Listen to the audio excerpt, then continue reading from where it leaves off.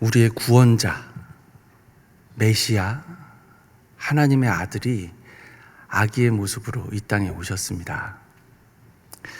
아무도 모르게 이 땅에 오셨는데 하나님은 모른 채 하지 않으십니다. 한밤중에 양떼를 지키던 목자들에게 천사들을 보내시는 것입니다. 본문을 한번 볼까요? 누가복음 2장 8절에서 9절입니다. 그 지역의 목자들이 밤에 밖에서 자기 양떼를 지키더니 주의 사자가 곁에 서고 주의 영광이 그들을 두루 비추매 크게 무서워하는지라. 하나님께서는 자기 아들의 탄생을 축하하시려고 천사들을 보냈는데 세상의 왕들에게도 아니고 권세자들에게도 아니고 그렇다고 부자들에게도 아닙니다. 그저 이름도 없고 누가 알아주지도 않는 목동들에게 보내셨습니다. 주의 영광이 비추이는 그 천사들 앞에서 사람들은 두려워할 수밖에 없습니다. 생각해 보십시오. 한밤중에 어떤 영적인 존재를 만났습니다. 깜짝이야. 이렇게 놀라지 않겠습니까? 우리의 본능이 두려움을 느끼는 것입니다. 그래서 천사는 위로합니다.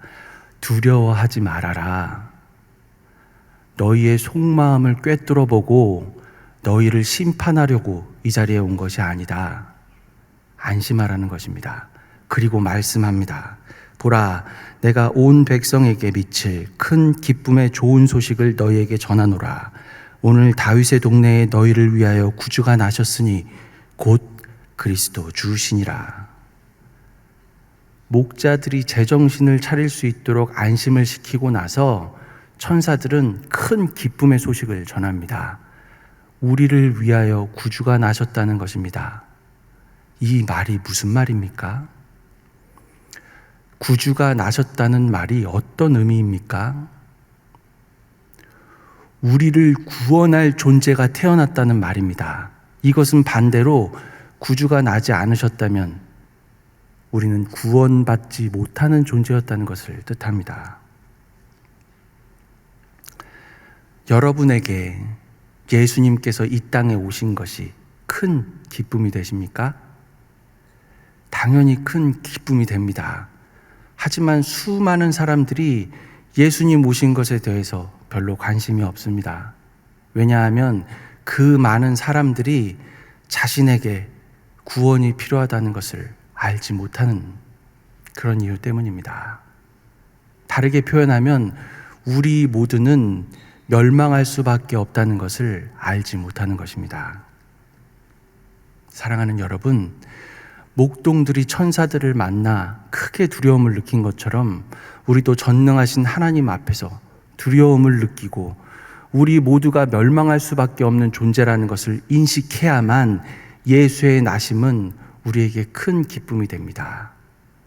하지만 예수 그리스도와 아무런 상관없이 우리는 기뻐합니다. 너무나 그럴듯한 세상의 일들로 우리는 기뻐합니다. 하지만 우리가 느끼는 그 행복이 그것이 무엇이든지 순간적인 것일 뿐입니다. 더 적나라하게 이야기한다면 그것은 거짓입니다. 그 행복이 진짜 행복이 되려면 우리는 반드시 하나님과 화해해야만 합니다. 그리고 하나님과 화해하는 방법은 단 한 가지밖에 없습니다. 아들 하나님 십자가에 못 박고 고문하면서 죽이는 것입니다. 예수님을 죽여야만 합니다. 그래야만 우리의 행복이 진정한 행복이 되는 것입니다. 그런데 아직도 예수 그리스도를 믿는 이 교회 안에서 예수의 피값으로 주고 사신 이 교회 안에서 여전히 세상의 가치와 논리가 지배하고 있는 것을 봅니다. 이것은 너무나 안타까운 일입니다. 12절을 보십시오. 너희가 가서 강보에 쌓여 구유에 뉘어 있는 아기를 보리니 이것이 너희에게 표적이니라 하더니, 여러분, 강보에 쌓여 있는 아기가 표적이라고 말합니다. 말구유에 있다는 것을 낭만적인 것처럼 생각하시는 분들이 있지만 그렇지 않습니다. 더럽고 냄새나는 짐승의 먹이통에 있는 아기입니다. 예수님은 비위생적인 곳에 누워 있는 것입니다. 그 존귀한 하나님의 아들이, 위대한 우주의 왕이 짐승들의 여물통 위에 놓여져 있습니다. 지금 인류 역사상 가장 영광스러운 일이 일어나고 있지만 그 영광은 은폐되고 있습니다. 영광이 사라지는 것은 아니지만 감추어지는 것입니다. 우리의 합리적인 사고로 판단한다면 아기 예수는 멸시를 받을 만한 그런 존재입니다. 말구유에 있는 아기라니요. 거지들이 아기를 낳은 것처럼 보이지 않겠습니까? 실제로 예수님께서 성인이 되어서 하나님의 사명을 감당했을 때에도 사람들은 예수님을 멸시하였습니다. 육신의 눈은 그렇게 볼 수밖에 없습니다. 아무것도 바꾸지 못하고 해결하지 못하고 그저 병자나 조금 고치다가 인기를 끌더니 병사들에게 잡혀 십자가를 집니다. 실패자입니다. 그러나 하나님의 어리석은 것이 사람보다 지혜롭고 하나님의 약함이 사람보다 강합니다. 하나님이 하시는 일 앞에서 우리의 합리나 어떤 논리는 설 자리가 없습니다. 이 육신의 사고방식을 깨뜨려 버리는 것, 이것이 바로 말구유에 누워있는 아기입니다. 하지만 아무리 짐승들 사이에 있어도 사람의 존귀함이 달라지는 것은 아닙니다. 짐승들 사이에 있어도 사람은 사람입니다.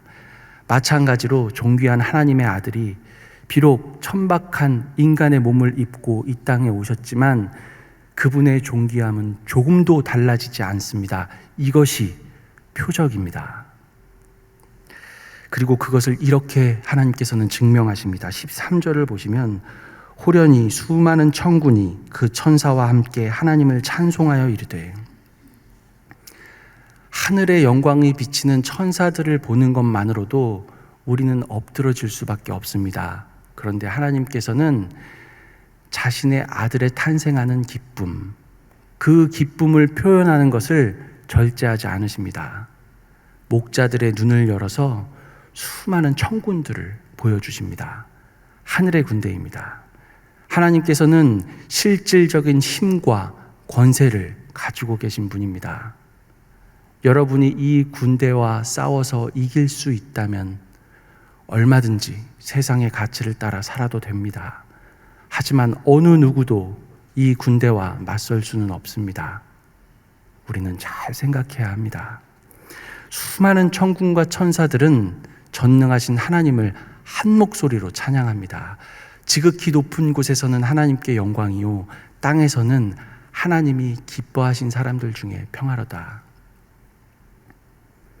예수님의 죽음으로 인해 정작 죽어야 하는 우리에게는 하나님의 극률과 자비를 베푸시는 것, 이것이 하나님께 영광이 된다는 말입니다. 그리고 이것이 우리에게 평화가 됩니다. 아무리 말해도 알아듣지 못하고 눈이 있어도 보지 못하는 우리를 구원하시기 위한 하나님의 뜻과 계획이 성취되는 위대한 순간입니다. 구원받아야 하는 우리가 무엇을 어떻게 하는 것이 아니라 오직 하나님의 독단으로 은혜를 베푸시는 것입니다. 그러므로 예수님의 탄생은 하나님께 영광이 되는 것입니다. 또한 땅에서는 평화입니다. 이 평화는 아무런 갈등도 없는 그런 평화를 이야기하는 것이 아닙니다. 우리는 하나님의 진노의 대상이었습니다. 이 땅에서 아무리 평안하다고 느껴도, 우리가 아무리 괜찮다고 느껴도 우리는 여전히 멸망의 대상일 뿐이었습니다.